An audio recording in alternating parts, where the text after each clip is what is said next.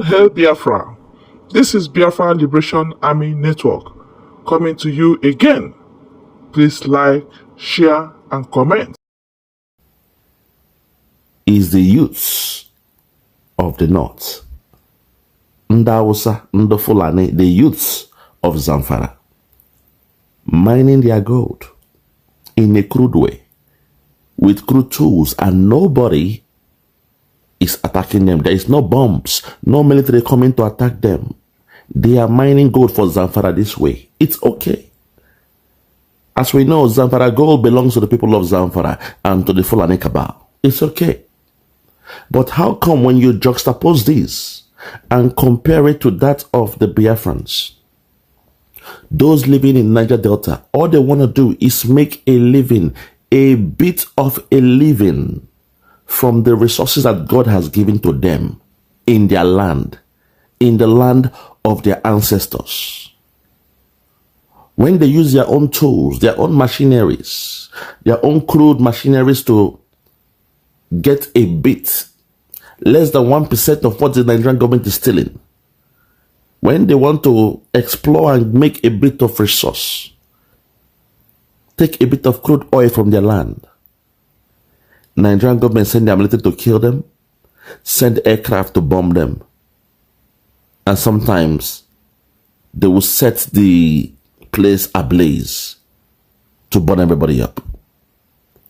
I want you to see the difference of how life is in Nigeria. In the north, see the way they are digging their gold, no problem. Taking their time, they are not scared. They are enjoying it, making the money, giving the money to the governor. The governor now remit a percentage to the caliphate. Making their billions is okay.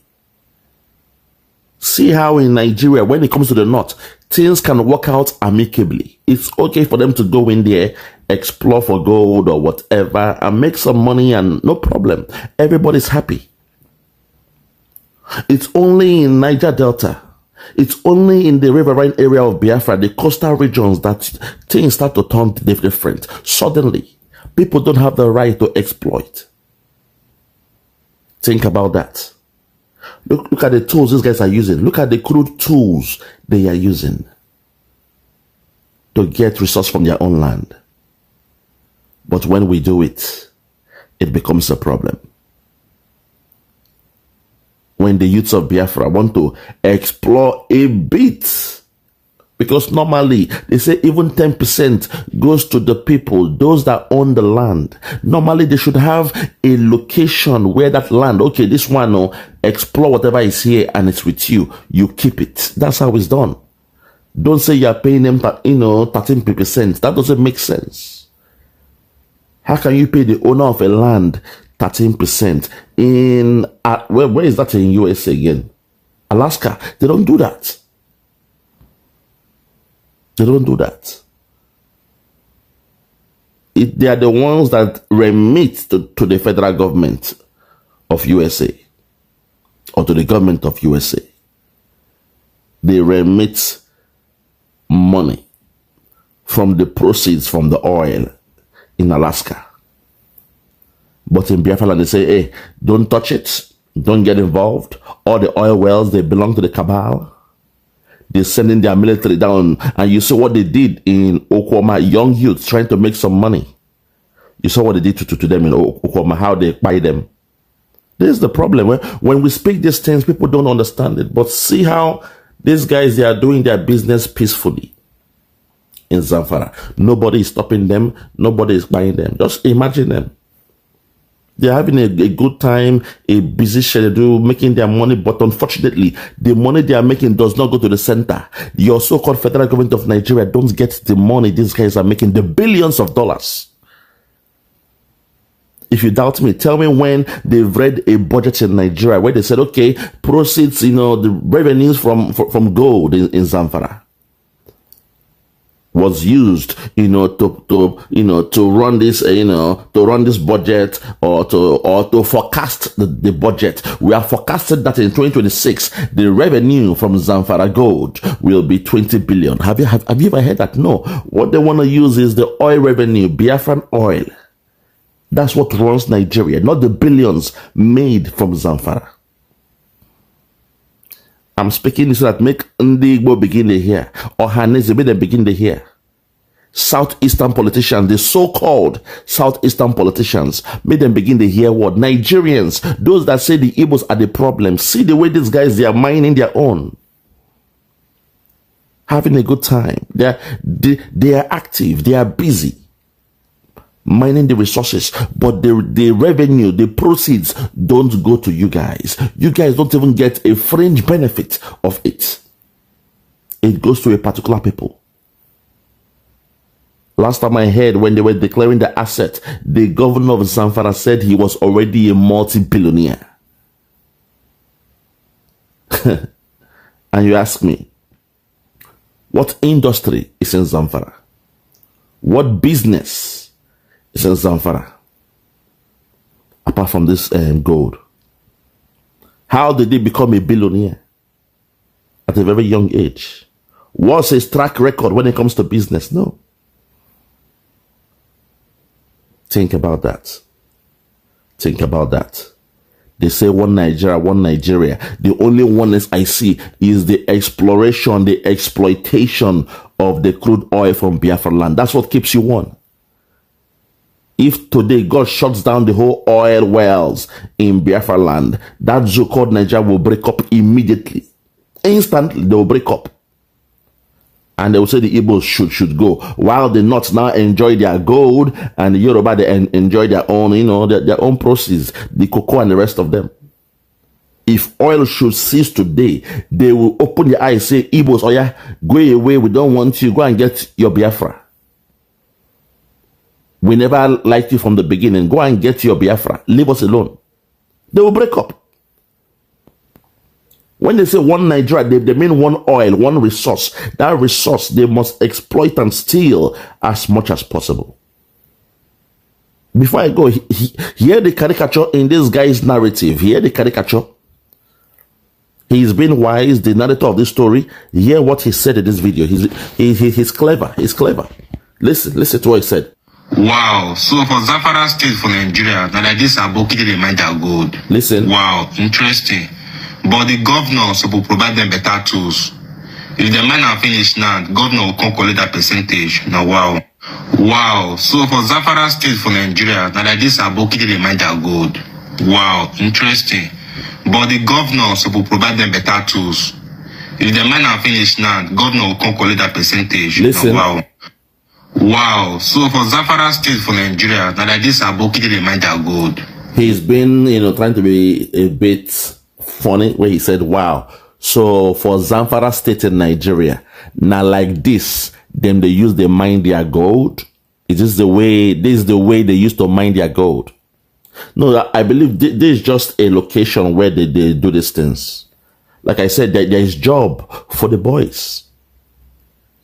The youths in Zamfara, they are allowed, to make their money. They are allowed to make their money. Nobody is stopping them. That's my anger. Nobody is stopping them. But once you go to the riverine area, they drop bombs on the oil well, and everybody gets burnt.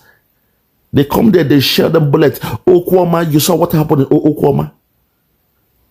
You saw what happened in Okwama. To me, Okwama situation was a business that went bad, a deal that went bad. A business transaction that went bad. The military went there in Okwama to go and do what they did. Lord have mercy. They went there for a transaction. Money for the boys. Unfortunately, things went left. Things went to the left. There were gunshots, people died, and the military were angry. They came back. Because for the first time, we are hearing that one of the military men that died, and that went to catch those youths. Now, money they want now, at the end, you saw what happened. The whole army now came and they leveled out Okwama, a community where your uncles, your aunties, your nephews, your grandpa, your grandma, they live there. Your great-grandmother, they live in Okwama, they were born in Okwama, they schooled in Okwama, they got married in Okwama, they had their children in Okwama, they had their great-grandchildren in Okwama, the rest of them left the city of Okwama, but their grandparents remained in Okwama. But suddenly, Nigeria military went there to level everybody out. They committed a genocide against the people of Okwama because of an oil deal that went bad. An oil deal that went bad. A business that went bad. They went there to go and, collect their own share. Miscommunications. You don't pay too much. You pay too much. Where's my own share? And before you knew it, things happened. But look here in Zamfara. They're having a good time. Nobody is disturbing them. No military is disturbing them. No gunshot. No aircraft flying to throw bombs there. No. They are above the law. They are allowed to exploit their resources. Zamfara gold belongs to Zamfara. Nobody's complaining about it. Nobody's arguing about it. Not the Yoruba, not the Middle Belt, not the Hausa, not the Fulani. Because they understand the memo say, Nkem bunkem, nkai bunkai. My own na my own. Our own, our own. My gold is my gold. And your resources in your land, your oil in your land is our national resources. One Nigeria. For the oil in Biafra land, they say one Nigeria. But when it comes to the gold in Zamfara, they say it belongs to Zamfara. Fellow Biafrans, let this make sense. Let it sink in. Because this guy that made it, he probably does not know what he did. An eye-opener to show us how they roll in Zamfara. In the north, everywhere looks peaceful. They are not hiding in the creeks, in the thick mangrove forest in the creek, where you have to go through boats to go reach the place. Despite our own people, they use boats, enter bush, and go through, pythons and scorpions, snakes, crocodiles to get to the oil rig when they want to make their small money. Nigeria will still trace them. The owners of oil well, they will still force the Nigerian government to take a fighter jet to go and locate them and drop bombs. Drop bombs to buy everybody. I'm not saying what they are doing is right, but they are the owner of the resources. They must have a right to a particular land, a particular location where they can explore as much as they can. In a civilized world, that's how it's done. In Alaska, they are doing it. Alaskans, they have gold. Alaskans, they have the right to explore for gold. Oil and the rest of them. They have the right to go into a land where they see an oil. They just have to create a mini oil well there, and that's it. And they make the money, they sell the oil, and they remit the tax to the state, and at the end, the state remits to the government, to the American government in Washington.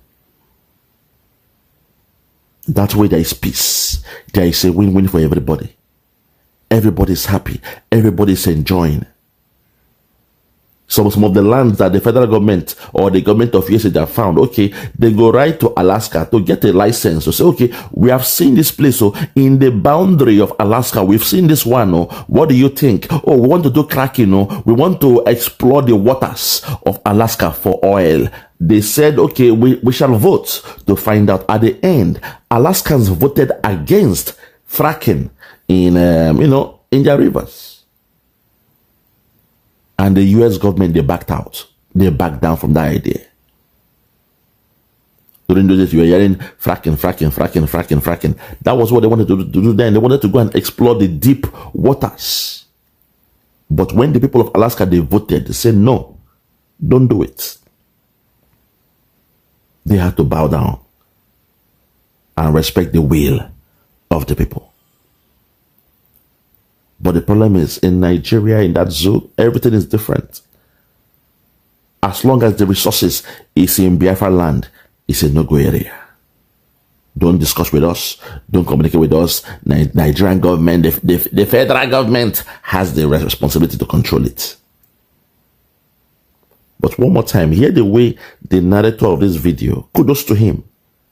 He was being, sarcastic to an extent, a caricature of Nigeria.